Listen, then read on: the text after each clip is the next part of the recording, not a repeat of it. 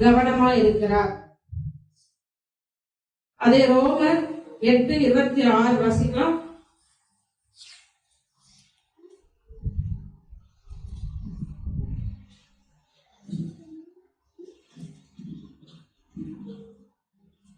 அந்தபடியே ஆவியானவரும் நமது பலவீனங்களை நமக்கு உதவி செய்கிறார்.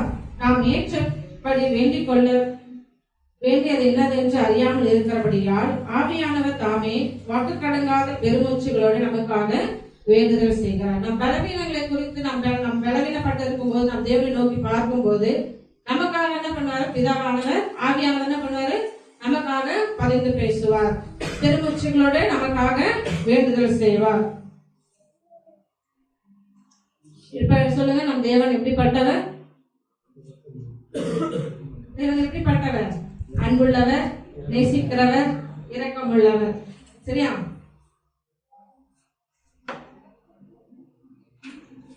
அவர் தேவன் நம்ம நேசிக்கிறபடினால நம்ம என்ன பண்ணுவோம்? அவருக்கு சுகந்த வாசனை, நல் வாசனை வீசுகிற மனுஷர்களை நம்ம என்ன பண்ணுவாரு? மாற்றுவார். சரியா? நம்ம தேவனுடைய நற்கந்தங்களை நம்ம மாற்றுவார். எப்படி தேவன் எப்படி அவருடைய அன்பையும் அவருடைய இரக்கத்தையும் வெளிப்படுத்துகிறார்? ஒரு 3 காரியங்களை நம்ம என்ன பண்றோம்? வேகமா பார்க்கலாம். முதலாவது, நம்முடைய தேவன் எப்படிப்பட்டவராக இருக்கிறார்?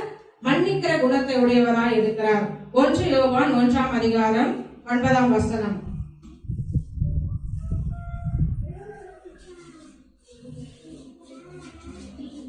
வேகமா எடுத்து வாசிங்க. நம்முடைய பாவங்களை நாம் அறிக்கையிட்டால் சத்தமா வாசிங்க. நம்முடைய பாவங்களை நாம் அறிக்கையிட்டால் பாவங்களை நமக்கு மன்னித்து எல்லா அநியாயத்தையும் நீக்கி நம்மை சுத்திகரிப்பதற்கு அவர் உண்மையும் நீதியும் உள்ளவராயிருக்கிறார். ஆமா, நம் தேவன் எப்படிப்பட்டவர்? மன்னிக்கிறார். நம்முடைய பாவங்களை என்ன பண்றாரு? மன்னிக்கிறவரா இருக்கிறார். நம் பாவங்களை நம்ம என்ன பண்ணணும்? அறிக்கை செய்யணும். நம் பாவங்களை நம்ம என்ன பண்ணணும்? அறிக்கை செய்து அதை விட்டுவிடணும். அதே 1 யோவான் 2:2 வாசிக்கிறோம். நம்முடைய பாவங்களை நிவர்த்தி செய்கிற கிருபாதார பலி அவரே. நம்முடைய பாவங்களை மாத்திரமல்ல, சர்வலோகத்தின் பாவங்களையும் நிவர்த்தி செய்கிற பலியா இருக்கிறார். நம்முடைய பாவத்தை மாத்திரம் இல்ல, உலகத்தில் இருக்கிற எல்லா ஜனங்களுடைய பாவங்களை நீக்கிற கிருபாதார பலியா அவர் இருக்கிறார். அவருடைய அன்பையும் இரக்கத்தையும் எப்படி வெளிப்படுத்துகிறார்? மன்னிக்கிறதின் மூலம் நம்ம என்ன பண்றாரு? வெளிப்படுத்துகிறார். வாசிக்கலாம். சங்கீதம் 103 10ஆம் அதிகாரம் 103 10 11 12.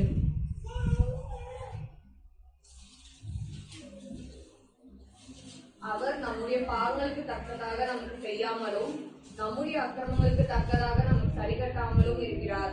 பூமிக்கு வானம் எவ்வளவு உயரமாய் இருக்கிறதோ அவருக்கு பயப்படுகிறவர் மேல் அவருடைய கிருபை அவ்வளவு பெரிதாய் இருக்கிறது. மேற்குக்கும் கிழக்குக்கும் எவ்வளவு தூரமோ அவ்வளவு தூரமாய் அவர் நம்முடைய பாவங்களை நம்மை விட்டு விலக்குகிறார். நம் தேவன் எப்படிப்பட்டவர்? நம்முடைய பாவங்களை விட்டு என்ன பண்ணுவாரு? விலக்குகிறார். எப்படி? மேற்குக்கும் கிழக்குக்கும் எவ்வளவு தூரமோ, வானத்துக்கும் பூமிக்கு எவ்வளவு தூரமோ அப்படி நம்முடைய பாவங்களை என்ன பண்றாரு? விலக்குகிறார். அடுத்து எஸ்றா 9ஆம் அதிகாரம் 13ஆம் வசனம்.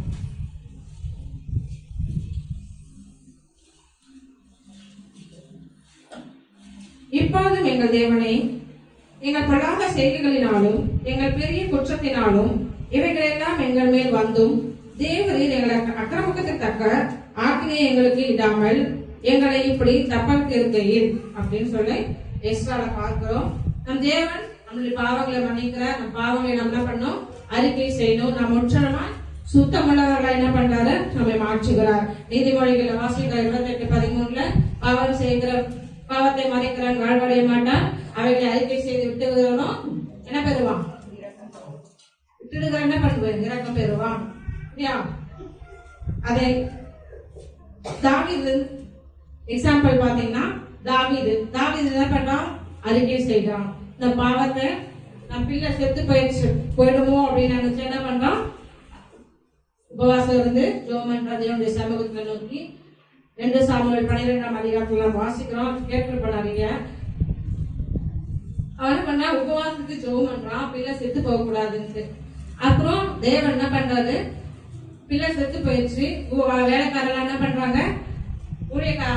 தாவீதோட ஊழியக்காரங்க என்ன பண்றாங்க? பேசிக்கிறாங்க. இந்த மாதிரி ரகசியமா என்ன பண்றாங்க? பேசிக்கிறாங்க. பிள்ளை செத்து போயிடுச்சு. நம்ம எஜமா என்ன பண்றாரு? உபவாசம் இருந்து ஜெபிக்கிறாங்க அப்படின்னு சொல்லிட்டு அவர் என்ன பண்றாங்க, பேசிக்கிறாங்க. பிள்ளை செத்து போயிடுச்சு, இது எப்படி போய் நான் தாவீது கிட்ட நம்ம சொல்ல முடியும் அப்படின்னு சொல்லி அவங்க என்ன பண்றாங்க, ரகசியமா பேசிக்கிறாங்க.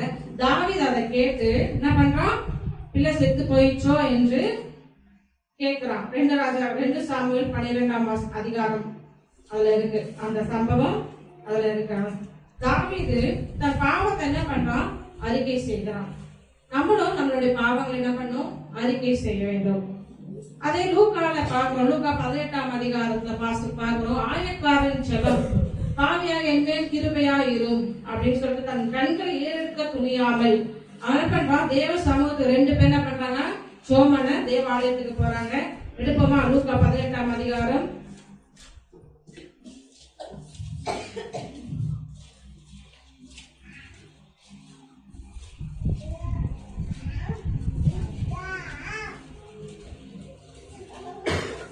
எடுத்தாச்சா? 18 எங்க இருக்கு?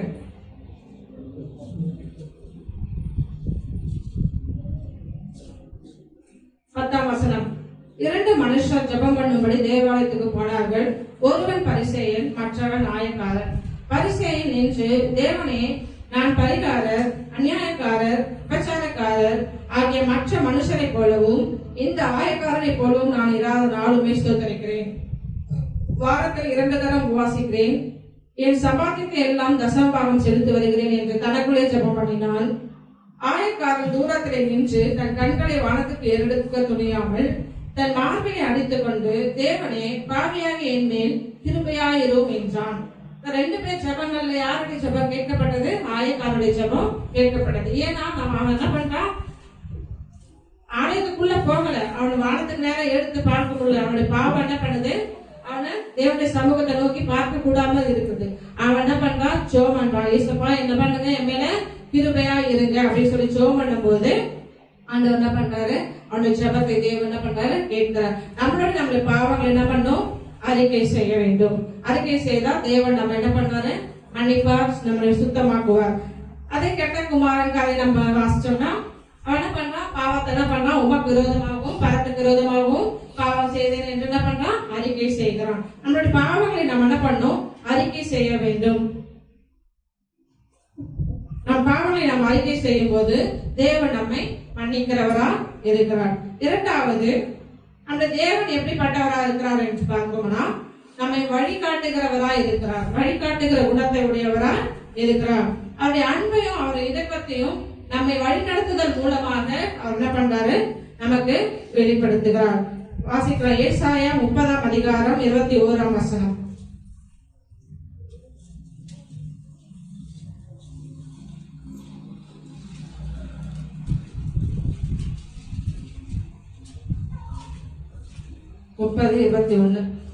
நீங்கள் வலதுபுறமாய் சாயும் போதும் இடதுபுறமாய் சாயும் போதும் வழி இதுவே நடவுங்கள் என்று உங்களுக்கு பின்னாலே சொல்லும் வார்த்தையை உங்கள் காதுகள் கேட்கும். நம்ம வலதுபுறமாய் சாயும் போதும் இடதுபுறமாய் சாயும் போதும் இதுதான் வழி. நீங்க எப்படி போனோம், நம்ம ஒரு தீர்மானம் இல்லாம எந்த பக்கம் போறதுன்னு தெரியாம என்ன பண்ணுவோம், குளிச்சுட்டு இருப்போம். அந்த சமயம் நம்ம தேவனை நோக்கி பார்க்கும் போது நமக்கு என்ன பண்ணுவாரு, அவர் வழி நடத்துவார். தேவன் நம்ம என்ன பண்ணுவாரு, வழி நடத்துவார். நீதிமொழிகள் 3ஆம் அதிகாரம் 5-6 வசனங்கள்.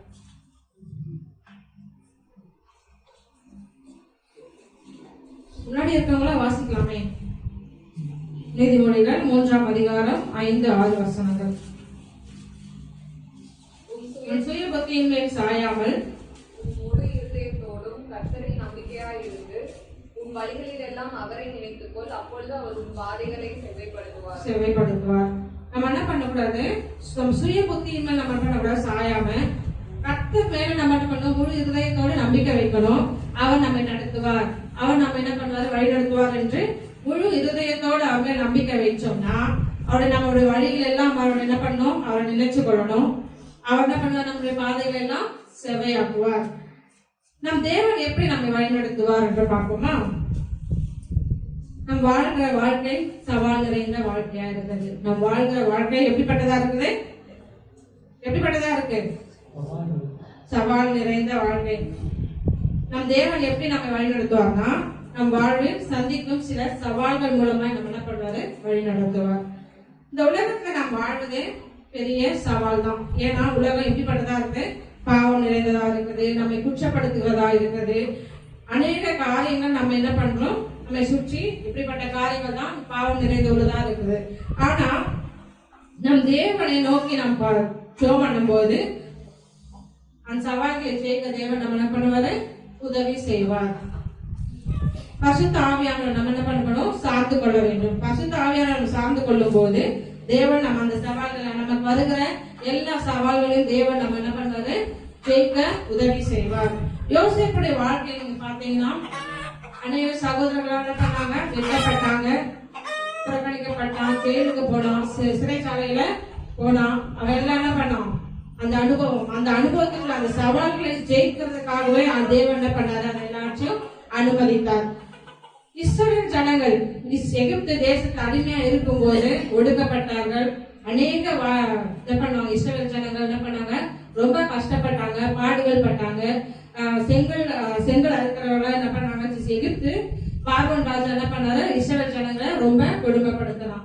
இது எல்லாவற்றையும் அதுக்குள்ள வளர வைத்து அவங்களை விடுதலை ஆக்குகிறவர் தான் நம் தேவன். நம் தேவன் எப்படி பண்ணார், அவங்க என்ன பண்ணாரு, இஸ்ரவேல் ஜனங்களை கானான் வழியா, கானான் தேசத்துக்கு போகிறதுக்கு அவங்க என்ன பண்ணாரு, வழிநடத்துறாங்க. நம்ம வாழ்க்கையில எத்தனையோ பாடுகள் வரலாம், சோர்வுகள் வரலாம், அசதிகள் வரலாம், போராட்டங்கள் வரலாம்.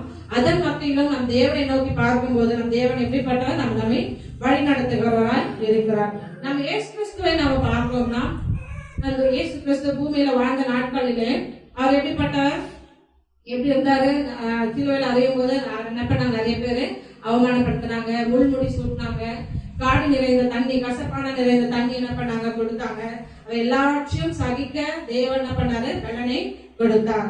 தேவன் நம்ம அவர் என்ன பண்ணாரு, வழி நடத்தினார். நம்மளுடைய ஒவ்வொருடைய வாழ்க்கையை பார்த்தீங்கன்னா, யோசேப்புடைய வாழ்க்கையும் சரி, இஸ்ரவேல் ஜனங்களுடைய வாழ்க்கையும் சரி, இயேசு கிறிஸ்துடைய வாழ்க்கையும் சரி, அதை எல்லாவற்றையும் பார்க்கும்போது ஒரு சில சவால்களை கொடுத்துதான் நம்ம என்ன பண்ணாரு, அது ஒரு வழிநடத்துதலை பார்க்க முடிகிறது.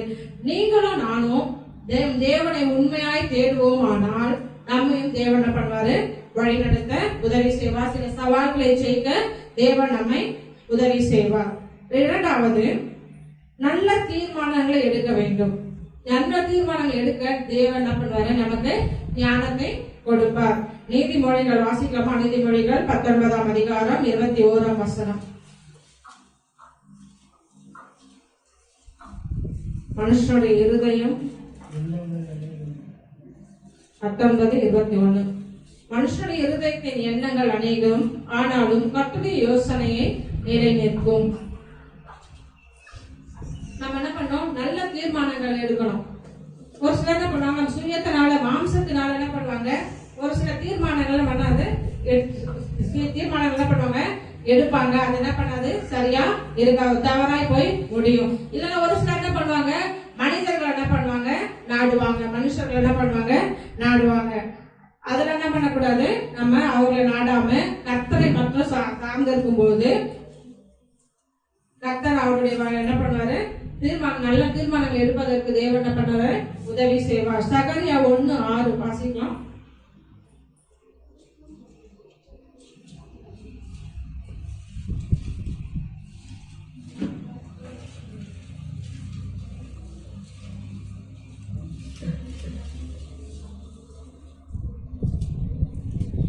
இராமற் போனாலும் தீர்க்கதரிசிகளாகிய என் ஊழியக்காரருக்கு நான் கட்டளையிட்ட என் வார்த்தைகளும் என் தீர்மானங்களும் உங்கள் பிதாக்களிடத்தில் பலிக்கவில்லையா? எங்கள் வழிகளின்படியேயும் எங்கள் கிரியைகளின்படியேயும் சேனைகளின் கர்த்தர் எங்களுக்கு செய்ய நிர்ணயித்தபடியே எங்களுக்கு செய்தார் என்று அவர்கள் திரும்பி வந்து சொன்னதில்லையோ என்று சொல் என்றார். இதுல பார்த்தோம்னா, நமக்குன்னு ஒரு வழி, நமக்குன்னு கொடுக்கப்பட்ட ஒரு வழி இருக்கும், நமக்குன்னு ஒரு நிர்ணயிக்கப்பட்ட ஒரு வழி இருக்கும். அந்த வழியில நாம் போகும்போது நாம் எதிர்பார்க்கிற முடிவை நம்ம என்ன பண்ணுவாரு, கண்டிப்பா தேவன் தருவார். வாசிக்கலாமா? எரேமியா 29:11ஆம் வசனம்.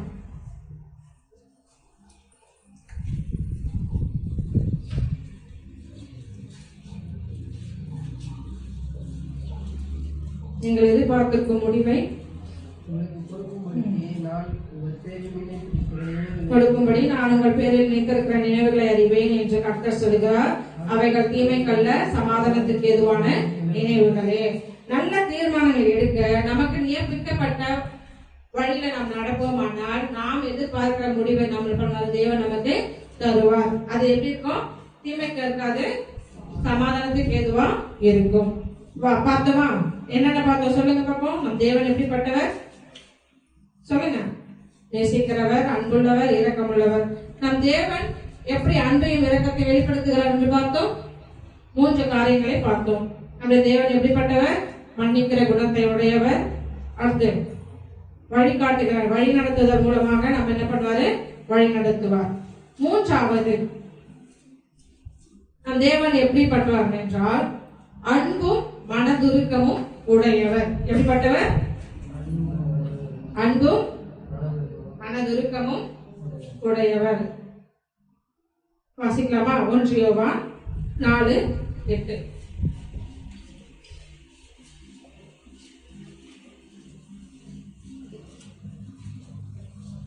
அன்பில்லாதவன் தேவனை அறியான், தேவன் அன்பாகவே இருக்கிறார்.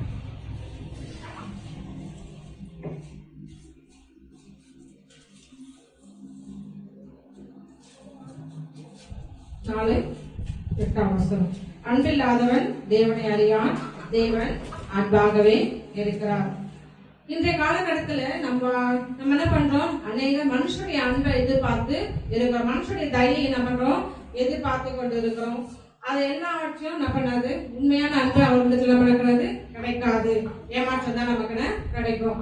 இவர்கிட்ட நமக்கு அன்பு கிடைக்குமா? இவர்கிட்ட நமக்கு தயை கிடைக்குமா? நம்ம எதிர்பார்த்தோம்னா அங்க என்ன கிடைக்காது? ஏமாற்றம் தான் கிடைக்கும். அன்பு கிடைக்காது, தயவும் கிடைக்காது. ஆனா நம்முடைய ஆண்டவர் எப்படிப்பட்டவர்னா மிகவும் அன்புள்ளவர். அதான் வாசிச்சோம். அன்பில்லாதவன் தேவனை அறியான், தேவன் அன்பாகவே இருக்கிறார். அதே 4:16 வாசிச்சோம்னா தேவன் நம்மேல் வைத்திருக்கிற அன்பை நாம் அறிந்து விசுவாசிக்கிறோம். தேவன் அன்பாகவே இருக்கிறார். அன்பில் நிலைத்திருக்கிறவன் தேவனில் நிலைத்திருக்கிறான், தேவனும் அவனில் நிலைத்திருக்கிறார். நம் தேவன் எப்படிப்பட்டவர்? அன்பாகவே இருக்கிறார். அன்பு நம்ம அன்பு அவர் மேல் வைத்திருக்கிற அன்பை நாம் என்ன பண்ண அறிந்து விசுவாசிக்க வேண்டும். அல்லேலூயா. நம் தேவன் எப்படிப்பட்டவர் என்று நாம் பார்த்தோம். அன்பாகவே இருக்கிறார். நம் தேவன் அன்பையும் மனதுருக்கத்தையும் எப்படி வெளிப்படுத்துகிறார் என்று பார்க்கலாம். சங்கீதம் 103:13.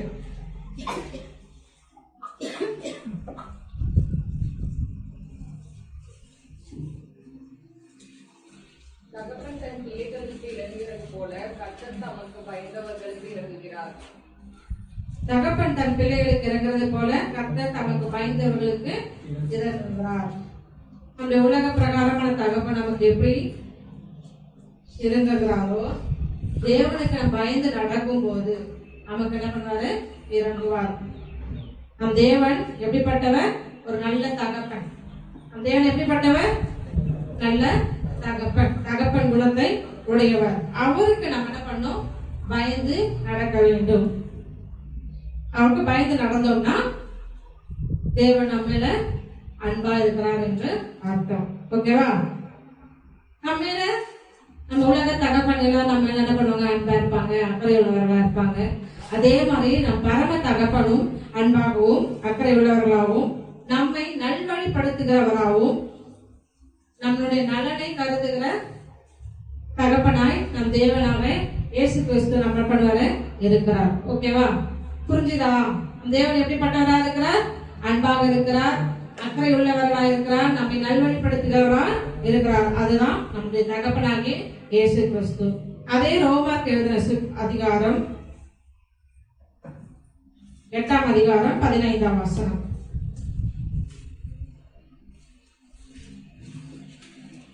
அந்தபடி திரும்பவும் பயப்படுகிறதற்கு நீங்கள் அடிமைத்தனத்தின் ஆவியை பெறாமல் அப்பா பிதாவே என்று கூப்பிட பண்ணுகிற புத்திர சுவிகாரத்தின் ஆவியை பெற்றீர்கள். நமக்கு என்ன பண்றது? அப்பா பிதாவை என்று கூப்பிடுகிற புத்திர சுவிகாரத்தின் ஆவி என்ன பண்றார்? நமக்கு கொடுத்து இருக்கிறார். நம்ம என்ன பண்ணல? அடிமைத்தனத்தின் ஆவி என்ன பண்ணல? பெற்றுக்கொள்ளல. அப்பா பிதாவை என்று கூப்பிடுகிற புத்திர சுவிகாரத்தின் ஆவி நம் தேவை நமக்கு என்ன பண்றாரு? கொடுத்து இருக்கிறார். நம்ம இயேசு கிறிஸ்து எப்படிப்பட்டவர்? அன்புள்ளவர், மன்னிக்கிறவர், வழிநடத்துகிறவர், மனதுருக்கமுடையவர், ஒரு நல்ல தகப்பனாய் இருக்கிறார், தகப்பன் உள்ளம் கொண்டவர். அடுத்து அவர் எப்படிப்பட்டவரா இருக்கிறார்னா தாய் உள்ளம் உடையவராய் இருக்கிறார். நாம் வாசிக்கலாம் ஏசாயா 66:13.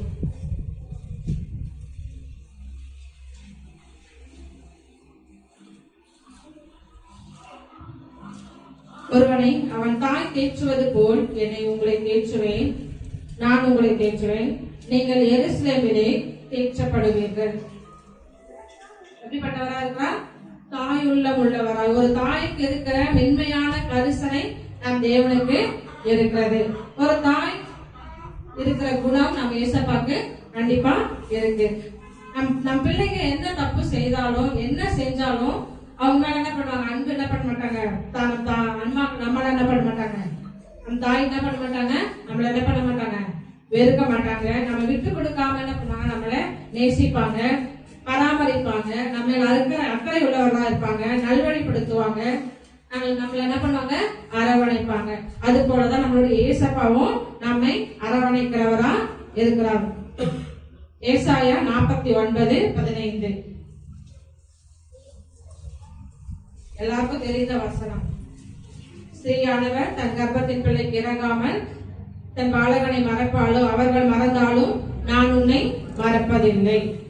ஏசப்பா ஒரு தாய் உள்ளம் கொண்ட உள்ளவர். அவர் என்ன பண்ண மாட்டார்? நம்ம ஒரு நாளும் மறக்க மாட்டார், நம்மை கைவிட மாட்டார். அடுத்ததாக ஏசாயா 40:11. அவர் எப்படிப்பட்டவரா இருக்கிறார் என்றால் ஒரு மெய்ப்பனை போல இருக்கிறார். தன் ஆடுகளுக்காக பரிதபிக்கிறவராய். வாசிங்களா ஏசாயா 40:11. மெய்ப்பனை போல தமது மந்தையை மேய்ப்பார், ஆட்டுக்குட்டிகளை தமது உயர்த்தினால் சேர்த்து தமது மடியிலே சுமந்து கறவலாடுகளை மெதுவாய் நடத்துவார். ஒரு மெய்ப்பனுக்கு தான் ஆட்டுக்குட்டி, ஆடு எப்படி எந்த வழியில போகுதுன்னு தெரியும். அது போலதான் நம்ம ஏசப்பா ஒரு மெய்ப்பனை போல நம்மை நடத்துகிறார். பார்ப்போமா? மேய்ப்பனை போல தமது மந்தையை மேய்ப்பார், ஆட்டுக்குட்டிகளை தமது புயத்தினால் சேர்த்து தமது மடியிலே சுமந்து கரவல் ஆடுகளை மெதுவாய் நம்மை நடத்துவார். நம்மை நடத்துகிறவர் நம்ம எப்படிப்பட்டவரா இருக்கா? ஒரு நல்ல மேய்ப்பரா இருக்கிறார். அதே சங்கீதம் 78 சங்கீதம் 52 வசனம்.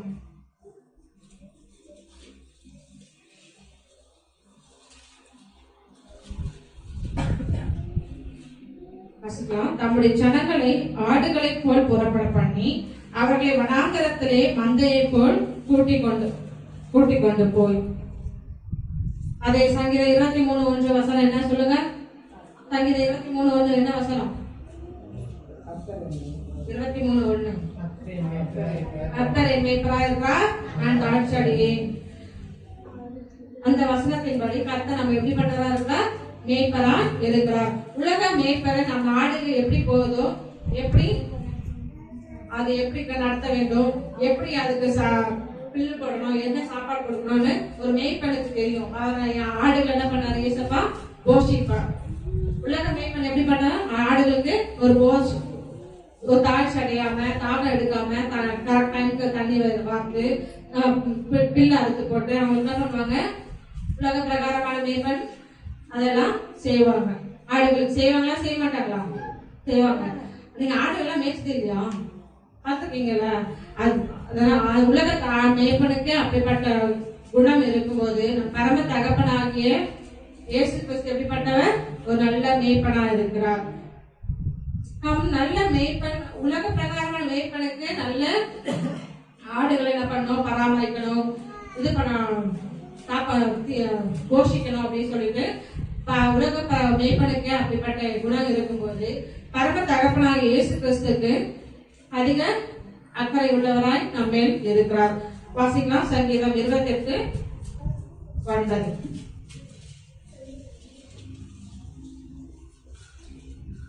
தேவரீர் உன் ஜனத்தை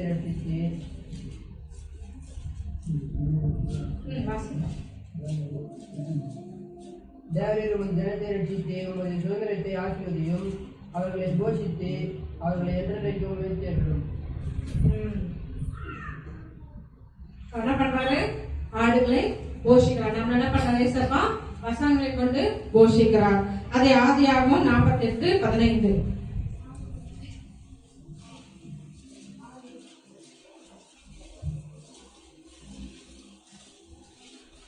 அவன் யோசேப்பை ஆசீர்வதித்து, என் பிதாவாகிய ஆபிரகாமும் ஈசாக்கும் வழிபட்டு வணங்கிய தேவனும், நான் பிறந்த நாள் முதல் இந்நாள் வரைக்கும் என்னை ஆதரித்து வந்த தேவனும், எல்லா தீமைக்கும் நீங்களாக்கி என்னை மீட்ட தூதனும் ஆனவர், இந்த பிள்ளைகளை ஆசீர்வதிப்பாராக. என் பேரும் என் பிதாக்களுமாகிய ஆபிரகாம் ஈசாக்கு என்பவர்களின் பேரும் அங்க பார்ப்போம். அவன் யோசேப்பை ஆசரித்து என் பிதாக்களுக்கு ஆபிரகாம் ஈசாக்கும் வழிபட்டு வணங்கிய தேவனும், நான் பிறந்த நாள் முதல் இந்நாள் வரைக்கும் என்னை ஆதரித்து வந்த தேவனும். நம்ம என்ன பண்றாரு? ஏசப்பா ஆதரிக்கிறவரா இருக்கா. ஒரு மேய்ப்பன் எப்படிப்பட்டவர்? ஒரு மேய்ப்பன் எப்படிப்பட்டவரா இருக்கிறார்? நம்மை ஆதரிக்கிறவரா இருக்கிறார், நம்மை போஷிக்கிறவரா இருக்கிறார். அடுத்து எரேமியா 31:10.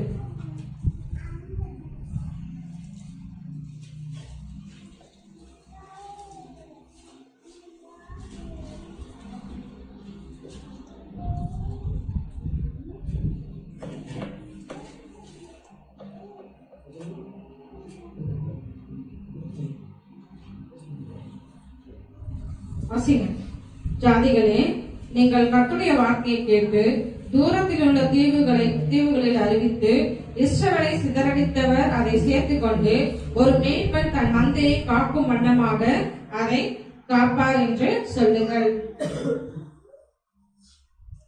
என்ன சொல்லுது?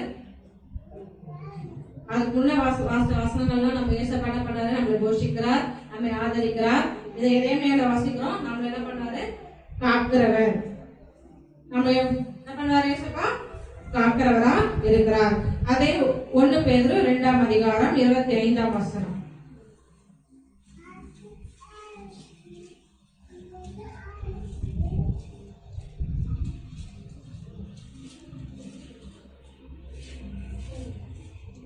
ஒன்று பேதுரு 2:25. சிதறுண்ட ஆடுகளைப் போல் இருந்தீர்கள், இப்பொழுதோ உங்கள் ஆத்துமாக்களுக்கு மேய்ப்பரும் கண்காணியுமானவரிடத்தில் திருப்பப்பட்டிருக்கிறீர்கள். நாம் சிதறி போயிருந்தாலும் சிதறுண்ட ஆடுகளை போல் இருந்தீர்கள், இப்பொழுதோ உங்கள் ஆத்துமாக்களுக்கு மேய்ப்பரும் கண்காணியுமானவரிடத்தில் திருப்பப்பட்டிருக்கிறீர்கள். நம்ம எப்படி பாவ வாழ்க்கையில சிதறுண்டு கடந்தோம், நம்ம எல்லாரையும் ரட்சித்து நம்ம தேவன் ஒரு குடும்பமாக இணைத்திருக்கிறார்.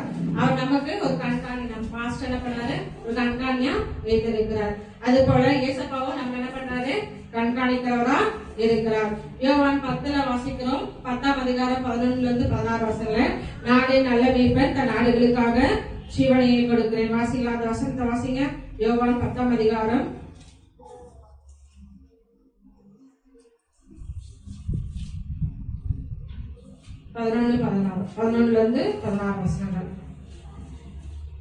நானே நல்ல மேய்ப்பன், ஆடுகளுக்காக தன் ஜீவனை கொடுக்கிறான்.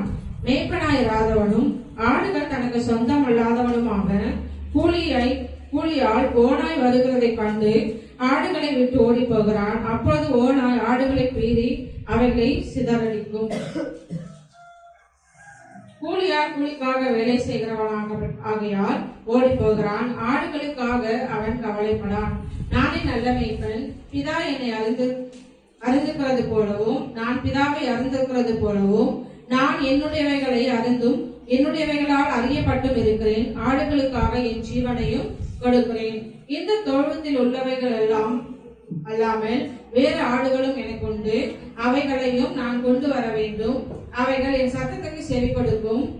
அப்பொழுது ஒரே மந்தையும் ஒரே மேய்ப்பனும் ஆகும். வாசிக்கிறோம். ஆடுகளுக்காக ஜீவனை கொடுக்கிற நம் தேவன் நமக்காக என்ன பண்ணார்? கல்வாரி சிலுவையில் நமக்காக ரத்தம் சிந்தினார். நமக்காக ஜீவனை கொடுக்கிறவராய் அவர் இருக்கிறார். நம் வாழ்க்கையில அநேக ஓநாய்கள் வரும். ஓநாய்கள் வந்தாலும் நம் தேவன் நம்ம என்ன பண்ணாரு? பாதுகாக்கிறவராய் இருக்கிறார். நம்ம மாத்திரம் இல்ல, வெளிய அநேக ஜனங்கள் என்ன பண்றாங்க இருக்கிறாங்க. அவங்களும் ஆண்டுடைய பிள்ளைங்க தான். அவங்களும் என்ன பண்ணுவாங்க, ஒன்று சேர்ப்பாங்க. வாசிக்க 16ஆம் வசனத்துல, இந்த தொழுவத்தில் உள்ளவைகள் அல்லாமல் வேறு ஆடுகளும் எனக்கு உண்டு. இங்க இருக்கிற உங்களை தவிர வேற ஆடுகளும் அவருக்கு இருக்கு. அவங்க எல்லாரையும் அவைகளையும் நான் கொண்டு வர வேண்டும். அவங்களும் என்ன பண்ணும், சபைக்குள்ள கொண்டு வரணும். சுவிசேஷத்தை என்ன பண்ணும், அவங்களுக்கு சொல்லணும். சொல்லி அவங்களையும் இந்த மந்தைக்குள்ள அவர்கள் என்ன பண்ணணும், சேர்த்து கொள்ள வேண்டும். அவரு எல்லாருக்காகவும் தான் ஈச பண்ணாரு, ஜீவனை கொடுக்க. அவர்களையும் கர்த்தர் ரட்சித்து சபைக்கு கொண்டு வருவார். தேவன் எப்படிப்பட்டவர் சொல்லுங்க பாப்பா. தேவன் எப்படிப்பட்டவர் சொல்லுங்க. இவ்வளவு நாள் கேட்டீங்களா? தேவன் எப்படிப்பட்டவர்? நேசிக்கிறவர், அன்புள்ளவர், இரக்கமுள்ளவர். அன்பையும் இரக்கத்தையும் எப்படி வெளிப்படுத்துகிறார்? மன்னிக்கிறதுனால வெளிப்படுத்துகிறார், வழி நடத்துறதுனால வெளிப்படுத்துகிறார். அப்புறம் எப்படி நம்மை வழி நடத்துகிறார்? எப்படி வழி நடத்துகிறார்? அதிலே அப்பாயின்மெண்ட் பார்த்தோம். எப்படி வழி நடத்துகிறார்? நம்ம வாழ்க்கையில ஒரு சில சவால்களை கொடுத்து நம்ம என்ன பண்றது, வழி நடத்துகிறார். அடுத்து நல்ல தீர்மானங்களை எடுப்பதற்கு நம்மை வழி நடத்துகிறார். மூன்றாவது தேவன் அன்பையும் இரக்கத்தையும் வெளிப்படுத்துகிறது. எப்படிப்பட்டவரோ அன்பும் மனதுருக்கம் உடையவராக இருக்கிறார். மனதுருக்கம் உடையவர் எப்படிப்பட்டவர்? தகப்பனை போல இருக்கிறார், தாயை போல இருக்கிறார். அடுத்து ஒரு மேய்ப்பனை போல இருக்கிறார். கடைசியாக ஏசாயா 31:5, பறந்து காக்கிற பட்சிகளை போல நம்மை பாதுகாக்கிறவராக இருக்கிறார். நம்முடைய ஆண்டவர் நம்முடைய பிள்ளைகளுக்காக ஒரு பாதுகாப்பை, அசைக்க முடியாத ஒரு பாதுகாப்பை என்ன பண்றாரு, கட்டளை எடுக்கிறார். நம் வாழ்க்கையில எத்தனையோ சோர்வுகள், போராட்டங்கள், பலவீனங்கள் எல்லாம் வரும். ஆனா நம்ம என்ன பண்ணக்கூடாது, யார போய் கேட்கக்கூடாது. பலவீனங்கள் வந்தா, ஏதோ சோர்வோ போராட்டமோ நம்ம வந்தா நம்ம யாருக்கு போக கூடாது, மனுஷத்துல போகாம கர்த்தரை மாத்திரம் நம்ம என்ன பண்ணோம், சார்ந்து கொள்ள வேண்டும். கர்த்தரை சார்ந்து கொள்ளும் போது தேவன் நம்மை பாதுகாக்கிறவராய் இருக்கார். இஸ்ரவேல் ஜனங்கள் எகிப்தை விட்டு புறப்பட்டு போகும்போது அவங்க என்ன பண்ணாரு, ஏசப்பா பகலிலே மேக ஸ்தம்பத்தினாலும் இரவிலே அக்னி ஸ்தம்பத்தினாலும் அவங்க என்ன பண்ணாங்க, பாதுகாத்தாங்க. நம்மளும் நம்ம ஆண்டவரும் நம்ம என்ன பண்ணாரு, ஒவ்வொரு நாளும் அவருடைய இரக்கங்களால், அவருடைய பராக்கிரமத்தினால் நம்ம என்ன பண்ணுவாரு, பாதுகாத்துக் கொள்வார். வாசிக்கலாமா? எரேமியா 20ஆம் அதிகாரம் 11ஆம் வசனம். அதுக்கு முன்னாடி ஏசாயா 31:5 வாசிச்சங்க.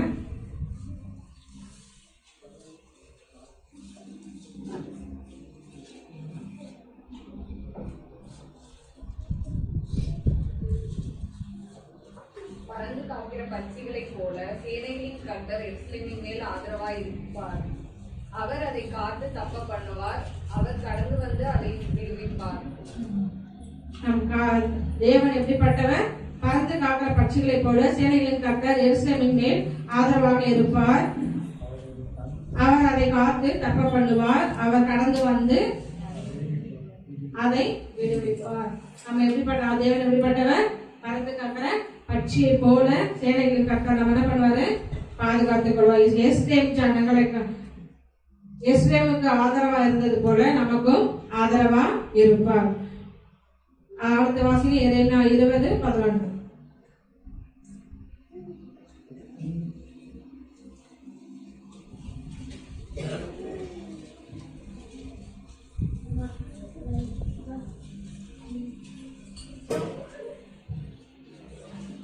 கர்த்தரோ பயங்கரமான பராக்கிரமசாலியாய் என்னோடு இருக்கிறார். ஆகையால் என்னை துன்பப்படுத்துகிறவர்கள் மேற்கொள்ளாமல் இடறுவார்கள். தங்கள் காரியம் வாய்க்காதபடியால் மிகவும் வெட்கப்படுவார்கள். மறைக்கப்படாத நித்திய லட்சை அவர்களுக்கு உண்டாகும். நம் தேவன் எப்படி இருக்கிறாரு? பயங்கரமும் பராக்கிரமும் உள்ளவராய், நமக்கு முக்கியத்துவம் கொடுக்கிறவர்களாய், நம்மை விடுவிக்கிறவர்களாய், தீமையான காரியங்களிலிருந்து நம்மை தேவன் விடுவிக்கிறவராய் இருக்கிறார். பாதுகாக்கிற வல்லமுள்ள தேவனாய் நம்மோடு கூட இருக்கிறார். தேவன் மீது நம்ம உறுதியான நம்பிக்கையும் விசுவாசமும் வைக்கும் போது, அவரை சார்ந்து கொள்ளும் போது, அவருடைய வல்லமையினால நம்ம என்ன பண்ணுவோம், ஏசப்பா பாதுகாத்து நடத்துவார். வாசிக்கலாம். மத்தேயு எழுதின சுவிசேஷம் 23ஆம் அதிகாரம் 37ஆம் வசனம். 23:37.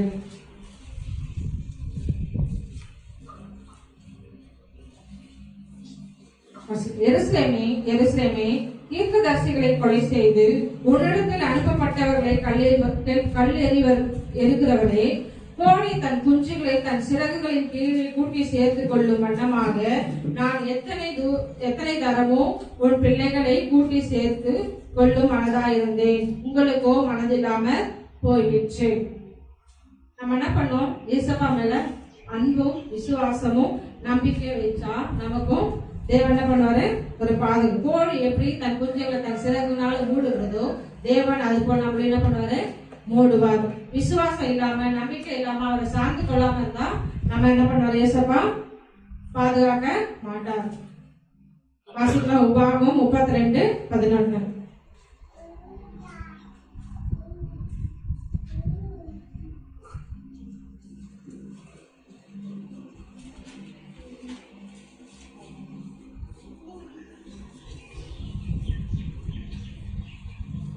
கழுகு தன் கூட்டை கலைத்து தன் குஞ்சுகளின் மேல் அசைவாடி தன் சட்டைகளை விரித்து அவைகளை எடுத்து அவைகளை தன் சட்டைகளின் மேல் சுமந்து கொண்டு போகிறது.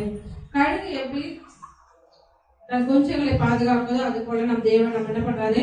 பாதுகாப்பார். சங்கீதம் 91:4. சங்கீதம் 91:4. அவர் தமது சிறகுகளாலே உன்னை மூடுவார், அவர் செட்டையின் கீழே அடைக்கலம் புகுவாய், அவருடைய சத்தியம் உனக்கு பரிசையும் கேடவும் ஆகும். அவர் சிறகுகளாலே உன்னை மூடுவார், அவர் செட்டையின் கீழ் அடைக்கலம் புகுவாய், அவருடைய சத்தியம் உனக்கு பரிசையும் கேடவும் ஆகும். தேவன் நம்மை எப்படி மூடுவாரா? அவருடைய சிறகுகளாலே மூடுவார். சட்டைகளினாலே நமக்கு நம்ம என்ன பண்ணுவோம்? அவருக்கு கீழே நம்ம அடைக்கலமா இருக்கும். அவருடைய சத்தியம் நமக்கு கேடகமா இருக்கும். அதே சங்கீதம் 37:40 வாசிங்க.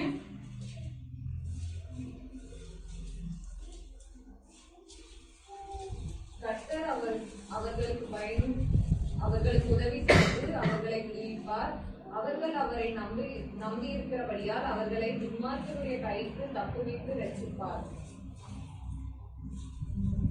கர்த்தர் அவர்களுக்கு உதவி செய்து அவர்களை விடுவிப்பார், அவர்கள் அவரை நம்பியிருக்கிறபடியால் அவர்களை துன்மார்க்கருடைய கைக்கு தப்புவித்து ரட்சிப்பார். ஹல்லேலூயா, ஹல்லேலூயா. தேவன் நம்ம என்ன பண்ணுவாரு? நமக்கு உதவி செய்து நம்ம என்ன பண்ணுவாரு? விடுவிப்பார். விடுவிக்கிறவர்கள அவர் மேல நம்ம என்ன பண்ணணும்? நம்பிக்கையா இருக்கணும். மனுஷனுடைய ஒத்தாசையை நாம் நாடி போவதை பார்க்கிலும் தேவனுடைய வல்லமை நாம் சார்ந்து கொள்ளும் போது தேவன் நம்ம எப்படிப்பட்டவர்? பறந்து காக்கிற பட்சிகளை போல சேனைகளின் கர்த்தர் நம்ம என்ன பண்றாரு? பாதுகாத்து கொள்வார். பார்த்தோம் நம் தேவன் எப்படிப்பட்டவர் என்று நாம் பார்த்தோம். நம் தேவன் எப்படிப்பட்டவர்?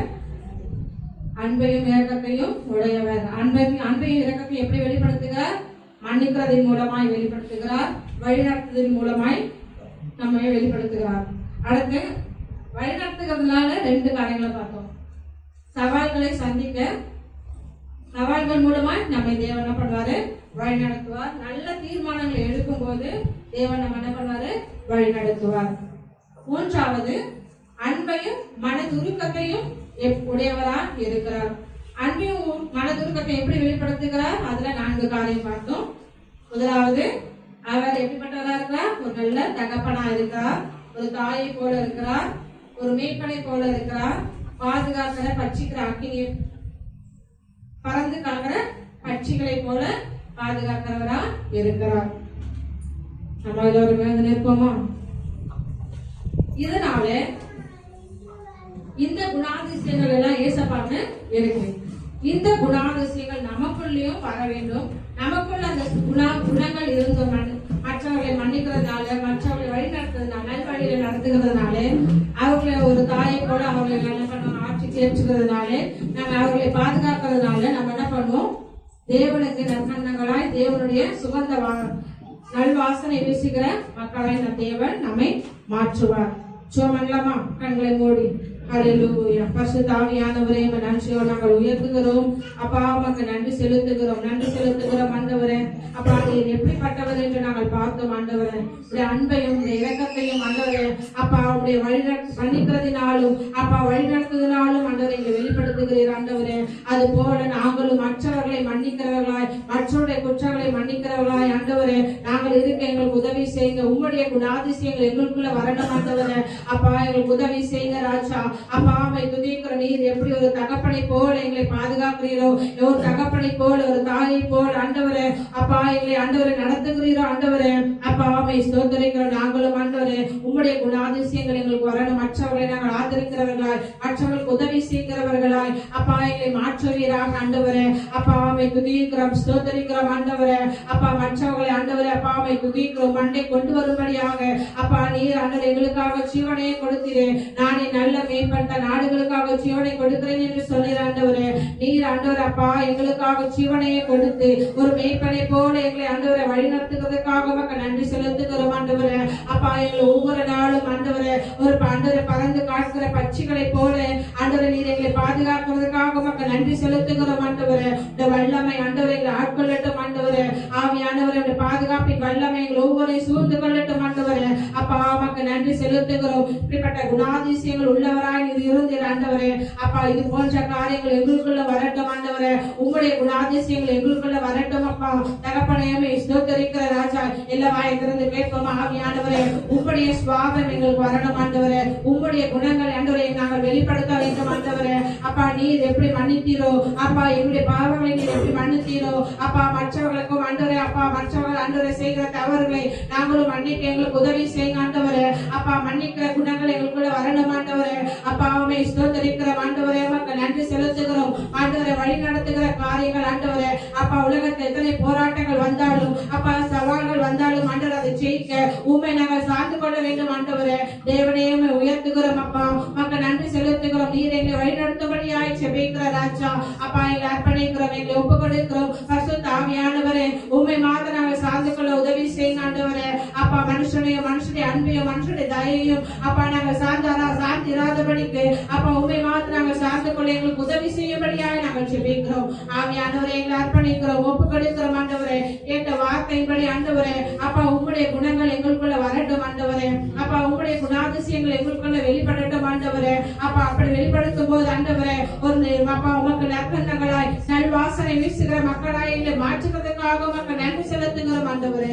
நீர் அப்படியாக கர்த்தாவே எங்களை மாற்றுவதற்காக உமக்கு நன்றி செலுத்துகிறோம். நீரே மகிமைப்படுவீராக.